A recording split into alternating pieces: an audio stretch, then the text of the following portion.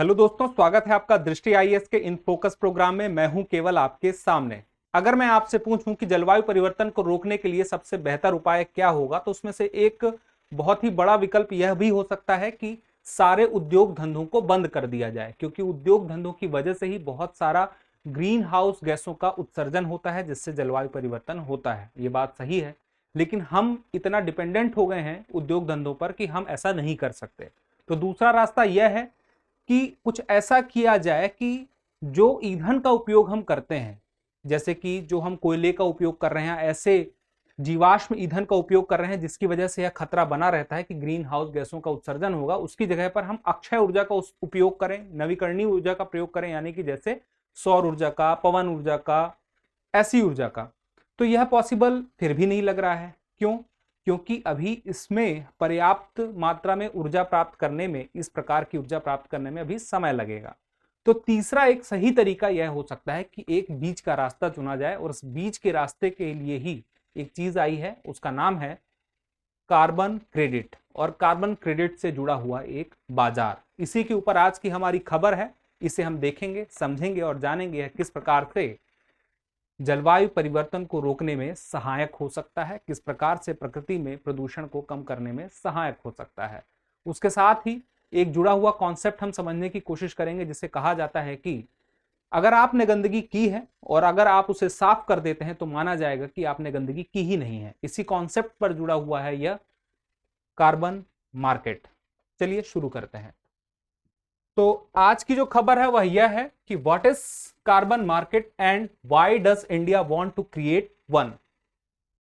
यह carbon market जो है इंडिया के लिए, यानी कि घरेलू स्तर पर घरेलू कार्बन मार्केट शुरू करने की बात अभी सामने आ रही है। और यह क्यों आ रही है? क्योंकि 20 साल बाद एनर्जी कंजर्वेशन एक्ट, ऊर्जा संरक्षण अधिनियम में एक परिवर्तन की बात की गई है, यानी कि वहां पे एक संशोधन की बात हो रही है, जिसके लिए एक बिल आया है जो कि चर्चा का विषय बनता है।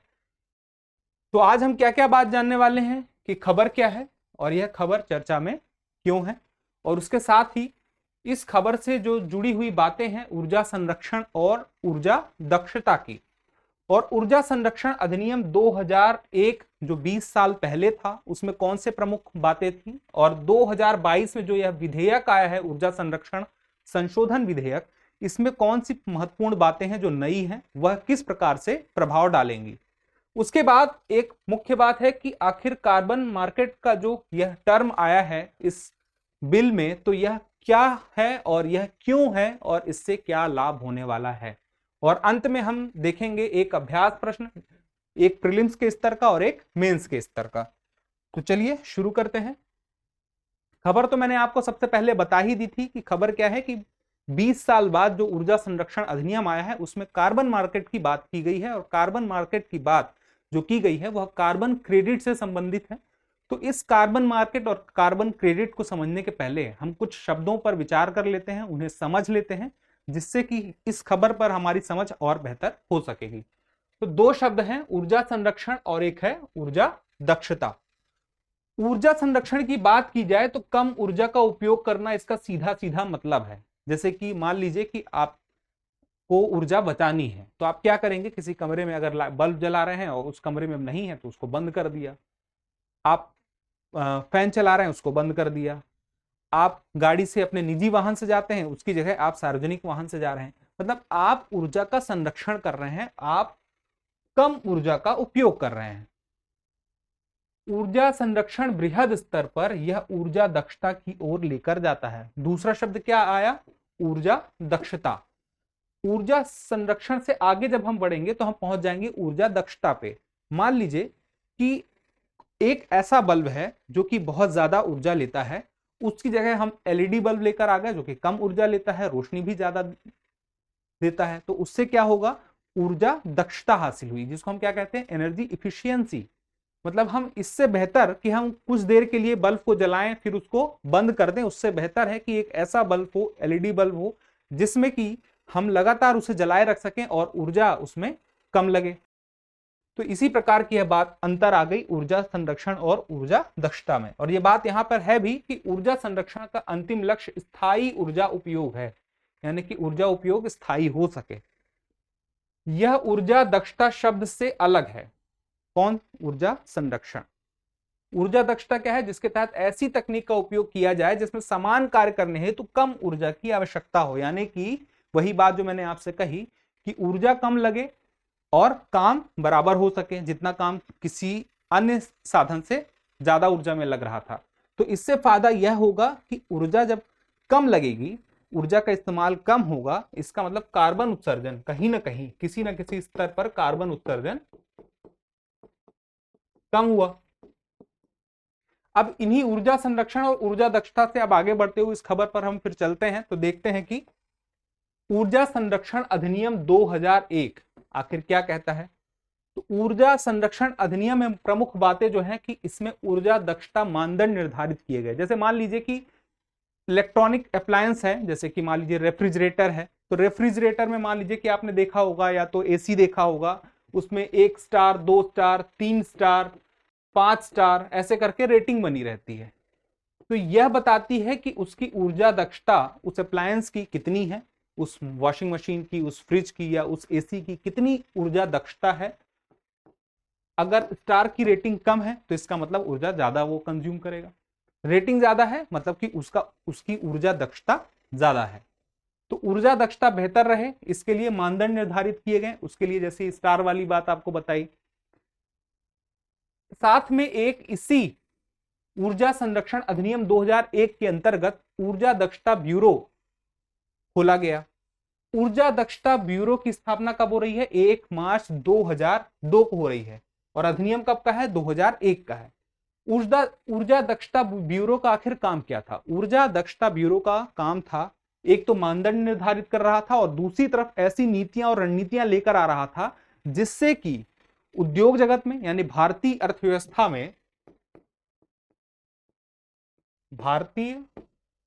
अर्थव्यवस्था में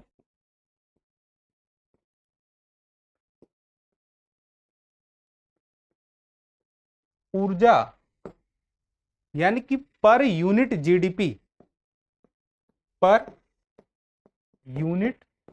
जीडीपी में ऊर्जा जो है कम से कम इस्तेमाल की जाए, यानी कि दक्षता बेहतर हो। उसके लिए रणनीतियां बनाने का काम कौन कर रहा है? ऊर्जा दक्षता ब्यूरो, और वह कर भी रहा था और उसने अच्छा कार्य किया है अभी तक। निर्दिष्ट मानदंडों के अनुरूप होने तक निषेध, मतलब कुछ ऐसे उत्पाद जैसे कि यहां पर जो मैंने आपको अप्लायंस की बात की थी, उनके कुछ मानदंड निर्धारित किए गए थे, अगर उस मानदंड के अनुरूप वे नहीं बनाए जाते हैं तो उन्हें निषेध कर दिया जाए, यानी कि उन्हें बाजार में ना आने दिया जाए। यह कार्य किसके माध्यम से हो रहा है? ऊर्जा संरक्षण अधिनियम 2001 के माध्यम से हो रहा है। अधिनियम केंद्र को किसी विशेष उपकरण के निर्माण, बिक्री, खरीदार, आयात को प्रतिबंधित करने की अनुमति देता है। बात वही हो गई घुमा फिराकर कि किसी भी प्रकार का उत्पाद हो वह बाजार में नहीं पहुंच पाएगा जब तक कि वह निर्दिष्ट मानदंडों को पूरा ना करे। इसके बाद जब 2022 में यह अधिनियम संशोधन के रूप में सामने आता है एक बिल के रूप में, तो इसमें मुख्य बात होती है कि ऊर्जा उपयोग की एक सीमा तय की जाएगी। मतलब कि किसी भी औद्योगिक इकाई के लिए, इंडस्ट्री के लिए, कॉमर्शियल कॉम्प्लेक्स के लिए, सबके लिए एक ऊर्जा उपयोग की सीमा निर्धारित करने की बात यहां पर की गई है, जिसका एक हिस्सा अक्षय नवीकरणीय ऊर्जा का होगा। यानी कि ऊर्जा कुछ इस प्रकार से निर्धारित की जाएगी, मान लीजिए कि 100 यूनिट ऊर्जा यूज करनी है तो 100 में से तय किया जाएगा फॉर एग्जांपल कि 5 यूनिट या 10 यूनिट या 15 यूनिट, अभी ये निर्धारित नहीं किया गया है कि कितने यूनिट ऊर्जा अक्षय या नवीकरणीय ऊर्जा की होगी, यानी कि सौर ऊर्जा या पवन ऊर्जा के माध्यम से किसी न किसी प्रकार से एक खास हिस्सा उसका निर्धारित किया जाएगा कि इस्तेमाल किया जाए अक्षय या नवीकरणीय ऊर्जा का। इसके अलावा मोटर व्हीकल, शिप, औद्योगिक इकाइयों और बिल्डिंग के लिए रेटिंग दी जाए।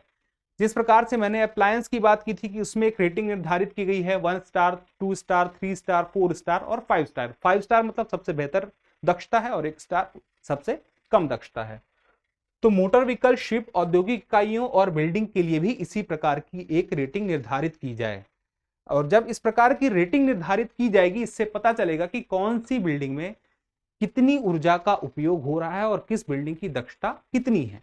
वह कितनी कम ऊर्जा में अपनी सारे कार्य को पूरा कर लिए ले रही है। अब यहां पर एक बात आती है, ऊर्जा मानक को फॉलो ना करने पर प्रतिबंध लगाए जाएं। यानी कि अगर कोई भी इनमें से कोई भी ऊर्जा मानक को फॉलो नहीं करता है तो उस पर क्या लगा दिया जाएगा, प्रतिबंध। एक खास प्रकार का दबाव बना रहेगा। एक प्रकार से यह दंड है कि अगर आप मानकों को पूरा नहीं करते हैं तो आप पर दंड के रूप में क्या कर दिया जाएगा, प्रतिबंध लगाया जाएगा। स्वच्छ ऊर्जा के लिए प्रोत्साहन दिया जाएगा और प्रोत्साहन के तौर पर क्या दिया जाएगा, कार्बन बचत प्रमाण पत्र। यानी कि जो बात की गई थी कि एक हिस्सा स्वच्छ ऊर्जा होगा, अक्षय या नवीकरणीय ऊर्जा का जो कोई भी एक स्रोत होगा, उसका उपयोग करने पर कार्बन बचत प्रमाण पत्र। कार्बन बचत प्रमाण पत्र का मतलब यह है कि आपने अगर स्वच्छ ऊर्जा का उपयोग किया है तो कार्बन उत्सर्जन नहीं किया है। और जब आप जितना हिस्सा आप बढ़ाते जाएंगे कार्बन उत्सर्जन ना करने का, तो आपको यह प्रमाण पत्र मिलेगा जिसमें यह बात दी रहेगी। इससे आपकी साख भी बढ़ेगी और साथ में कार्बन क्रेडिट भी प्राप्त करने का एक मौका मिलेगा, क्योंकि बात की जा रही है यहाँ पे घरेलू कार्बन मार्केट की। अभी घरेलू कार्बन मार्केट क्या है इसके बारे में भी हम लोग बात करेंगे। उसके पहले जान लेते हैं कार्बन क्रेडिट के बारे में, जिससे बनेगा एक मार्केट, कार्बन मार्केट।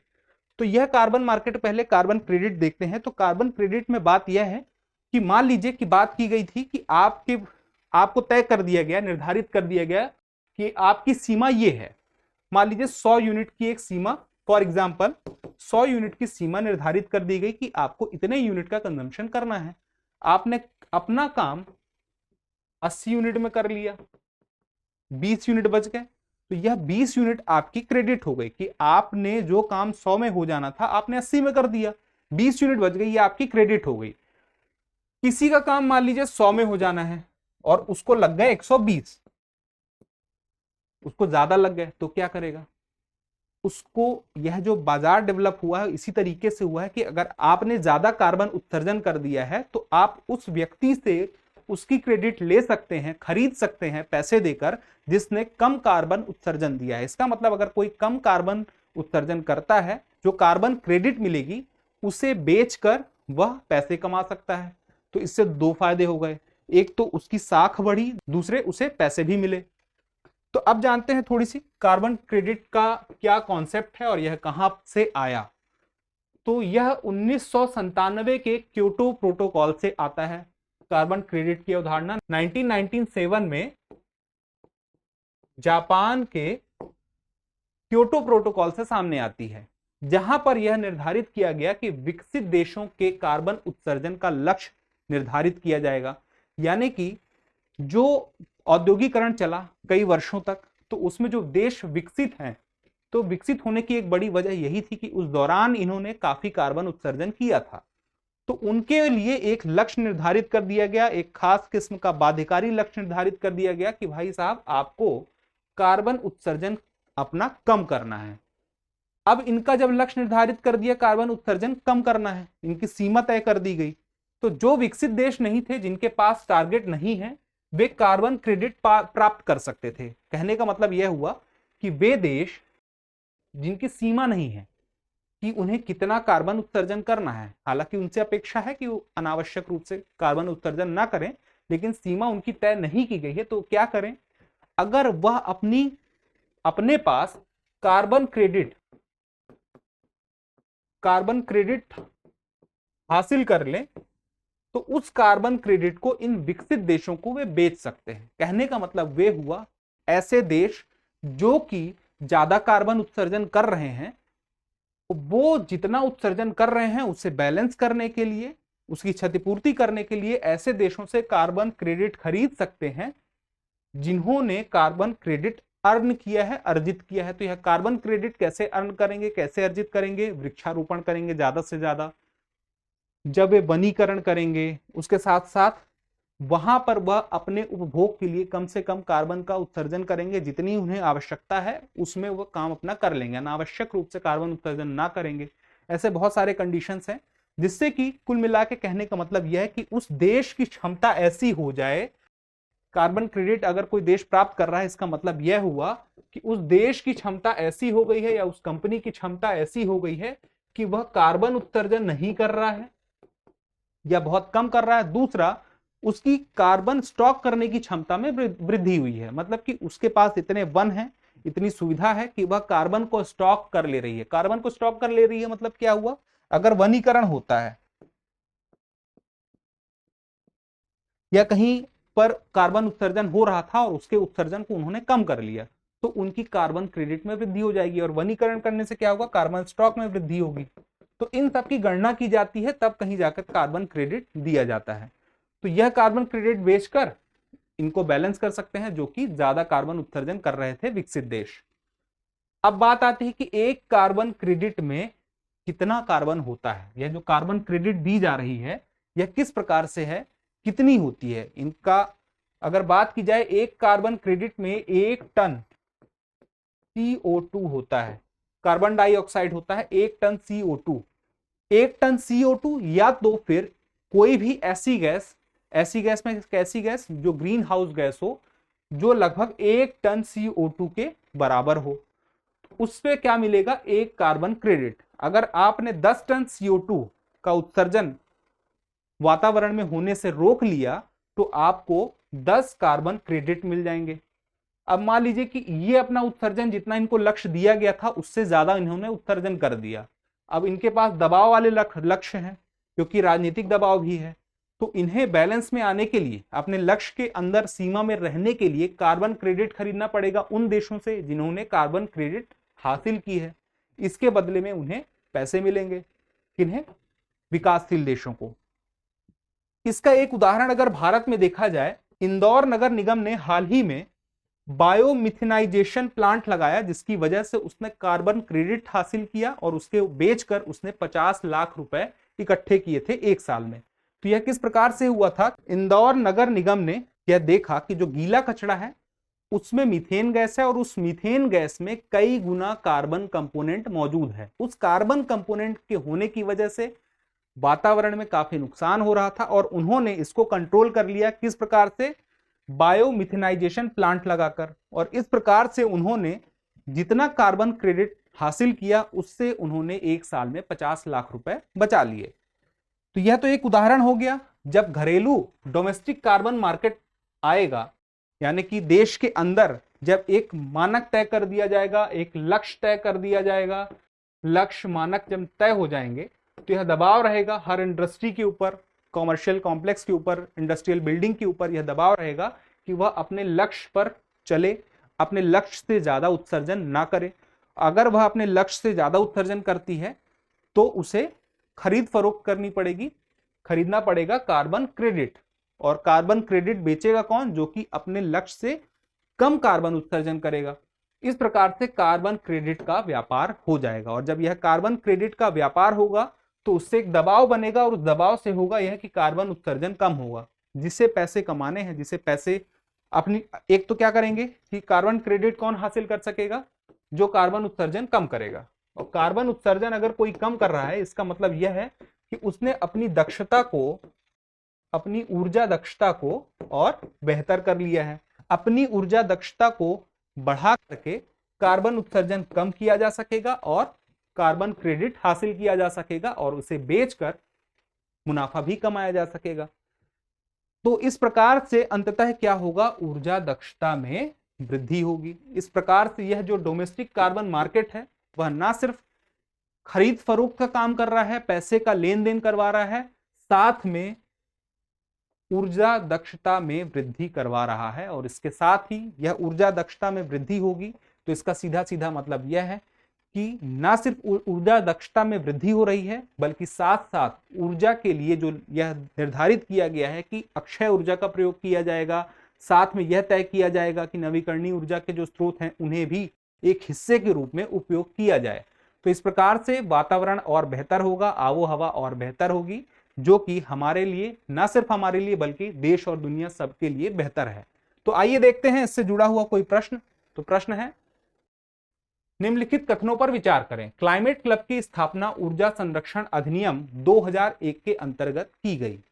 दूसरा है, कार्बन क्रेडिट की अवधारणा सर्वप्रथम पेरिस जलवायु समझौते के अंतर्गत आई। आपको बताना है कि उपरोक्त में से कौन सा या से कथन सही है या हैं। ए केवल एक, बी केवल दो, सी एक और दो दोनों, डी, ना तो एक और ना ही दो। एक और प्रश्न देख लेते हैं जो कि मुख्य परीक्षा से संबंधित है। कार्बन मार्केट से आप क्या समझते हैं? यह जलवायु परिवर्तन से उबरने की दिशा में किस प्रकार सहायक होगा? आप अपने प्रश्न का उत्तर कमेंट बॉक्स में देना ना भूलें। जल्द ही मिलते हैं किसी नए वीडियो में किसी नए टॉपिक के साथ। तब तक के लिए स्वस्थ रहें, मस्त रहें और पढ़ते रहें। धन्यवाद।